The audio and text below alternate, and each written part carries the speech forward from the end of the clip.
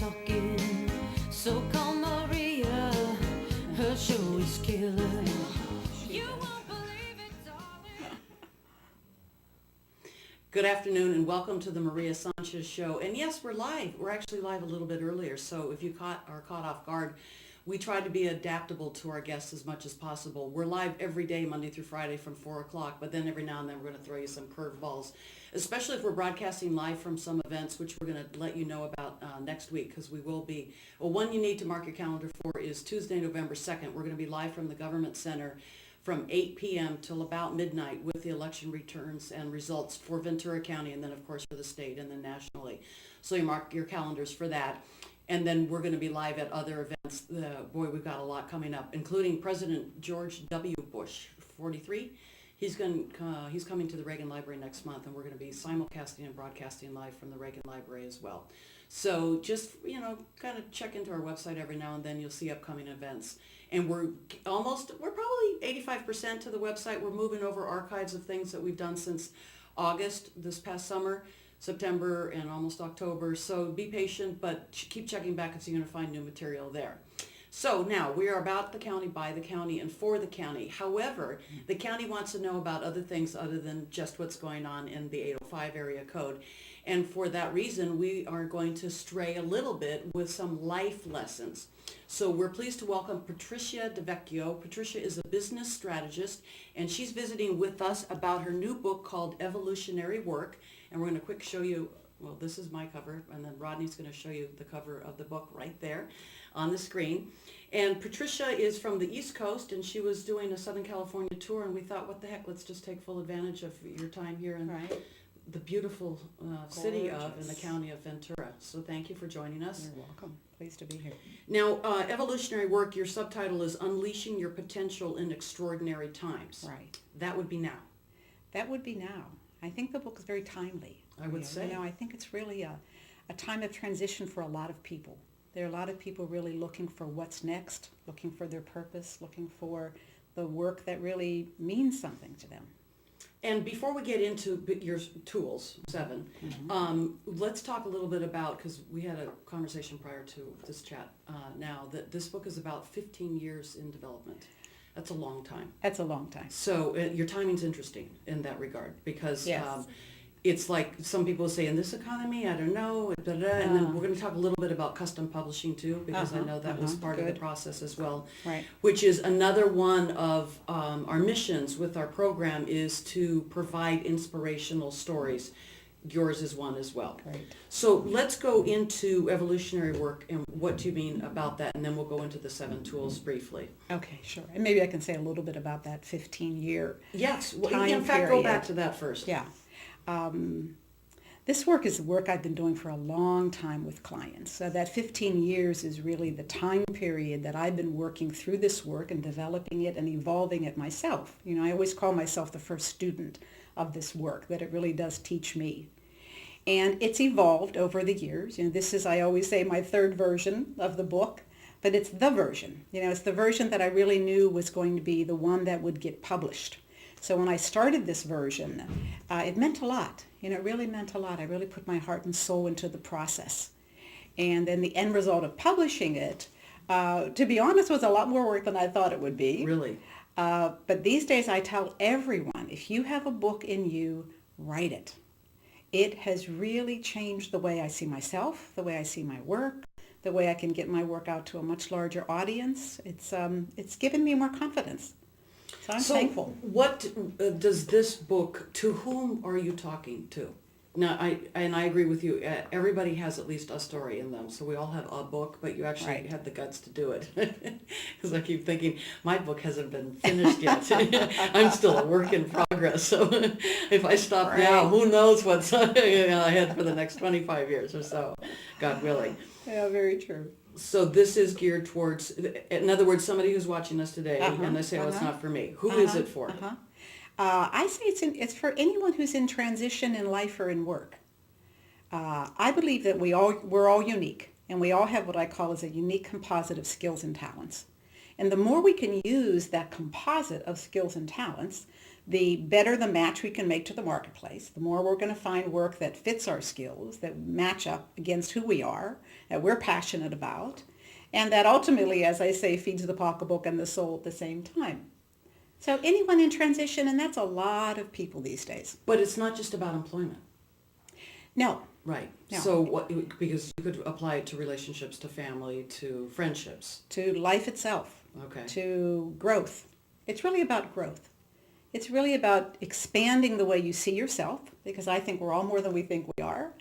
And it's about living into that expanded image of who you are in the world, and looking at what's my future of choice. You go out here into the future, and then you say, well, how do I start now? What are the steps, and how do I need to think now to really enable that future, whatever you want it to be? But I think that probably what you're saying is a little esoteric to people, because I don't think the average person has the time, and I call it affectionately navel gazing. Like, who am I? What am I? Why am I?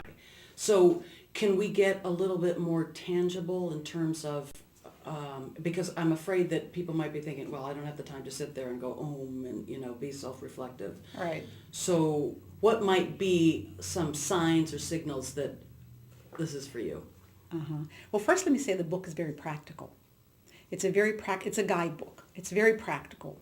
As Maria alluded to, there are 7 chapters, and each chapter is what I call as a tool.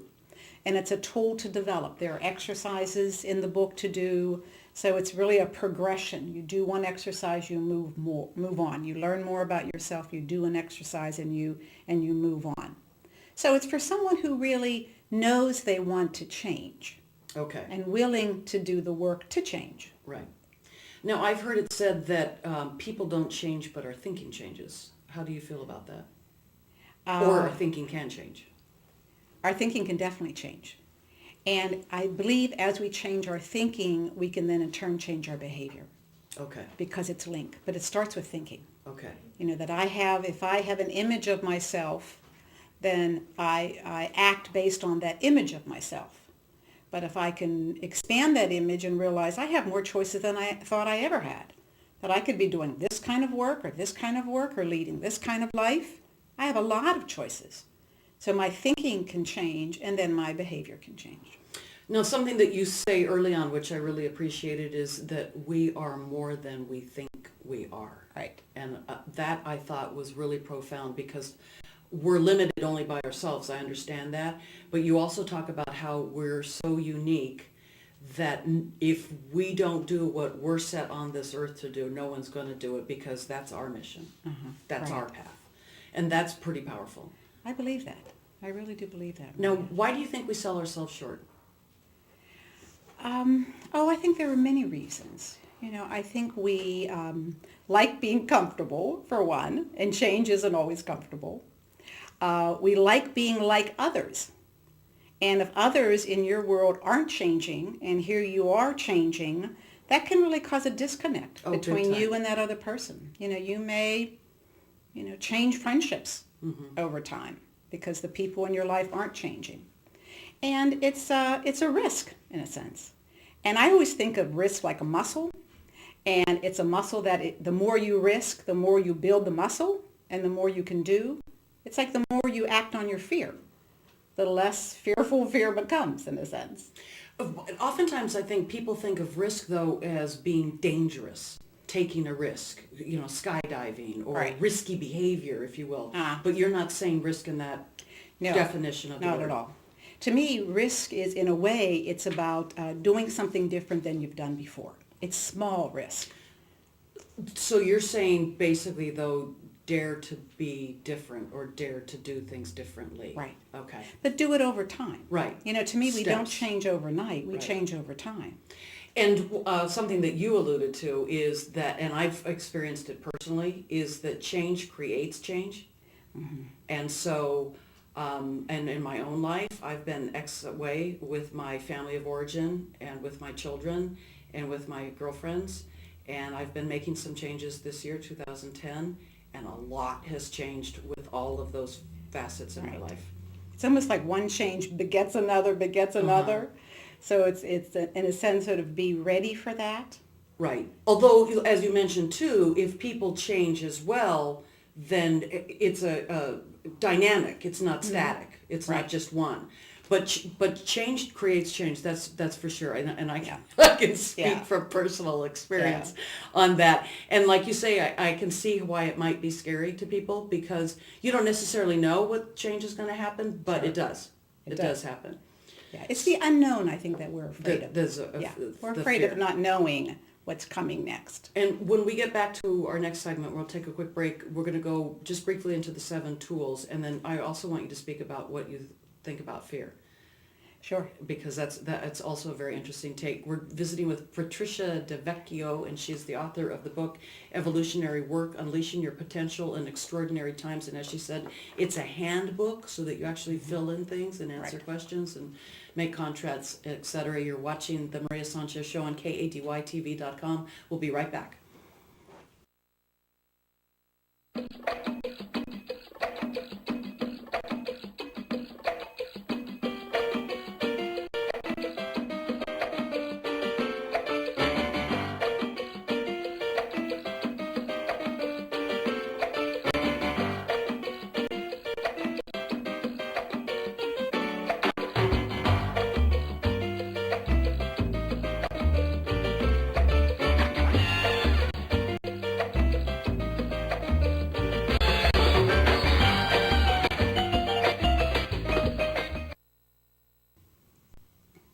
Welcome back to the Maria Sanchez Show here on KADYTV.com as we continue our live broadcast with our in-studio guest, author, business consultant, Patricia DiVecchio. Stay tuned because next we have Scott Harris coming in studio with us live as well. We're going to be speaking about the propositions that are on the ballot for November 2nd for those of you who are voters in California. Last Wednesday, Scott visited with us and we went through 1920, I forget which, but 5, and then we've got those posted under our archives. So today we're going to finish the rest of those. And then tomorrow we have the CEO of the Camarillo Boys and Girls Club visiting with us. They have a very unique fundraiser that's involving the community directly. It's the beginning of November, so we're helping promote that as well. And if there's something you'd like us to get behind, please let us know. KADYTV.com, contact us, it'll get to us, and we'll be able to see what we can do. So Patricia, let's get into the 7 tools, and let's make sure we get to all of them, so not too deeply, and then let's talk about fear. Okay, sure, Maria. The first tool, I think, starts exactly where it needs to start. You know, it's number 1. And to me, number 1 is always our thinking, as we were talking about earlier. You know, our belief systems about who we are. And we tend to have a set of beliefs that are typically outdated, that are from the past instead of the future of choice. So just recognizing that, you know, just seeing that, oh, this belief is sort of keeping me back. It's not moving me forward. And how do we begin to transform those beliefs so they are more aligned with the future of choice? You know, that what we say to ourselves becomes our reality. And every belief has an outcome. So if I think I can do something, I can't, and my behavior will show it. But if I think I can't, I won't. I'm not going to act on it if I don't believe I can do it. So that in itself is a real key. And that threads through the book, that saying. No, you're saying future of choice, meaning that we all can choose what we want the future to hold. But there's obviously training that might be necessary. Sometimes. And there also might be experiences that keep, in other words, let's say somebody who's in an abusive relationship, that may be all they know about relationships, and so they continue to tolerate it because in their mind the paradigm is relationships are abusive. Right. So you that's where your thinking has to change. Yeah. Okay. Yeah. And that level of thinking, Maria, we do further in the book because it really is a deeper level of thinking. That if you're in a situation and you don't realize it's abusive, or you're not getting paid what you really want to get paid, that becomes your mental model. That becomes your check and balance. Everything you do is based on that framework.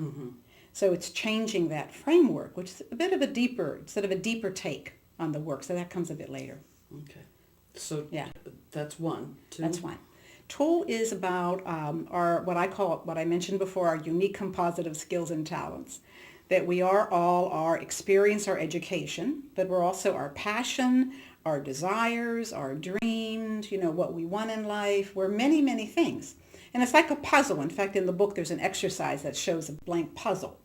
And you begin to write in each puzzle those traits that make up you. And then you'll realize that some of these puzzle pieces I know, but some I don't. I don't have the big picture. So let's keep on working through the second tool, because as you work through it, new things come up that you really never realized. And you really never thought of in terms of making your life better. You might love cooking, love gardening. Well, maybe there's a way to combine cooking and gardening and a few other experiences that you have into a business that you never thought of, or into a partnership with someone else. The end result could look like anything. Mm-hmm. It's really what you make of it and what you want out of it.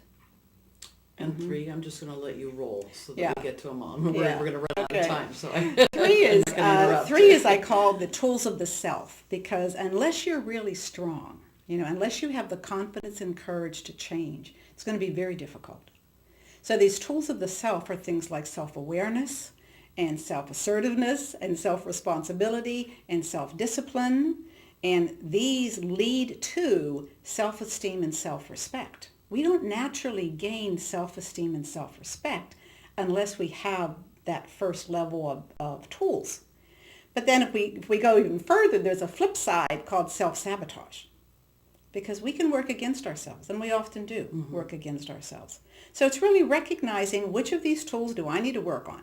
Do I need to be more assertive? So if I do, I'm going to really work on that part in the workbook, because I know I need to be more assertive. But maybe I don't need to be more disciplined. I'm very disciplined. So you could skip over, in the sense, that part in the workbook. But maybe that you're working against yourself. Work on that. It's hard. It's hard to sometimes see those things that we don't want to see.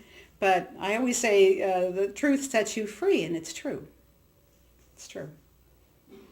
4. Should I go on? Yeah. 4 is all around fear that Marie mentioned later. And I call it, the title of that section is, This is Not the Time to Be Afraid. You see, because I believe this is a time of some great opportunities and some great possibilities. And it's up to us to take those on. But fear can keep us back instead of fear can engage us forward. My belief is that fear is a motivator. That fear motivates me more than any number of things, which I think is true for a lot of people. If we can see it as that, if you can see fear or feel fear, and instead of stepping back from it, you step forward, you step into it. If you act on the fear, it dissipates. You're no longer afraid. It's almost like shining a light on it, because it goes away. Right. Like you're looking at it. You're not just afraid of it. You're saying, okay, here we are. Right. What are we going to do? And one thing I always challenge my clients to do is to draw their fear. Always works. It's amazing what people come up to, but if you can draw your fear, you make it more concrete. Because mm-hmm. fear is very nebulous. You just know you're afraid. Right. It sort of has you by the throat, right. but you don't know why. But if you can draw it, it can look like any number of things. It could look like you facing a big wall that you can't get over. There's no way to get on the other side of that wall. That's what it looks like. But then as we do the exercises in the guidebook, you realize that, maybe I can sort of carve a door out of this wall, and I can begin to slowly open it up and then close it when I want to close it. Because the walls are doing something for you, that maybe you need some boundaries in your life. But maybe sometimes you don't. So you're going to open that door when you want to and then not. So that was 4. 5. That was 4. 5 is around that mental model that I talked about earlier, that mindset, that perception of self. And how do you get a different perception of self? In other words, if, let's say somebody sees themselves as shy and retiring, uh-huh. and yet their future vision is that they are going to be in sales. Uh-huh. That seems incompatible, right? It seems that way. Right. But not necessarily. Okay. Yeah. So how does somebody readjust their self-perception? I actually believe we can change our personalities, Maria. Some people get very, very stuck in what they call as their personality. They say, well, that's just how I am. Right. I'm shy and that's just how I am. And then they take that on and they make it an excuse. Right. They make it an excuse. And so if you can realize that I'm using my shyness as an excuse, maybe I need to step out and take some more risk and be a little more assertive and exercise that muscle that I haven't exercised before. It becomes less fearful. And then your image begins to change. And you start saying, I'm not as shy as I thought I was. And, maybe I can be shy sometimes, but I can be outgoing other times. Mm-hmm. You make it more malleable. You make your personality a little softer. Mm-hmm. It isn't so much, so concrete. Right. This is how I am. Right. So it's fluid. It's fluid. Depending. Yeah, it can change. And then 6 and 7. 6 is around wisdom. I believe we're all very wise, and we just don't know it. And that wisdom is the key to solving a lot of our problems. Getting to the core of the issue. Because we tend to sort of play on the surface because it's very hard to go deep. If I have a problem, I'm going to look at, okay, what does that problem look like right in front of me? If I'm not making enough money, okay, it looks like I'm not making enough money. But maybe underneath all of that, there's a belief that says I'm not good enough. Mm-hmm. And if my wisdom might say, Patricia, maybe there's something deeper here that you have to work on. And tapping that wisdom and bringing that wisdom out. And talking about what your intuition and your wisdom tells you. Because so often we don't. We believe only the man on the mountain is wise, and we're not wise. And I believe, in any situation, we're all wise. Mm-hmm. We have answers that we don't want to believe we have. And number 7, because we're almost out of 7 is putting it all into action. 7 is looking at, okay, what's my vision? What's my mission? What's my strategic plan? How do I begin to write all of this down? How do I take everything I've learned and actualize it in the world and meet needs in the world through work, through relationships, through whatever that might be? But it's really, the rubber hits the road here, and let's get going. And Patricia, we have your contact information. We Mm-hmm. have your website. Right. We're going to link all of that, as well as your book, Evolutionary Work, Unleashing Your Potential in Extraordinary Times. And we've got it on the screen now. So thank you again for being with us. You're thank you welcome, for taking Maria. a pit stop Yeah, to our thank beautiful you. studios in downtown Ventura. Sure, my And pleasure. continued success. Thanks so much. You're welcome. Maria Sanchez on KADYTV.com. We're going to take a quick break, and when we come back, Scott Harris is going to discuss with us the rest of the propositions that will be on your ballot, as well as mine if you're in the state of California on November 2nd. Thank you for watching KADYTV.com. We'll be right back. Don't you go anywhere.